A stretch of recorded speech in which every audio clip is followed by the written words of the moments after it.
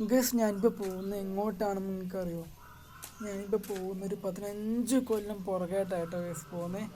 ഒരിക്കലും മറക്കാനാവാത്തൊരു ഓർമ്മയാട്ടോ ഗസ്. 15 കൊല്ലമൊക്കെ പറയുമ്പോൾ പുറകോട്ട്. പക്ഷെ അന്നറിയില്ലായിരുന്നു ഇതൊക്കെ എന്തൊരു ഓർക്കാൻ മനസ്സിന്ന് പോകാത്തൊരു ഓർമ്മയായിരിക്കുന്നു. നൊസ്റ്റാൾജി ഫീലില്ലേ പഴയ കാര്യങ്ങൾ.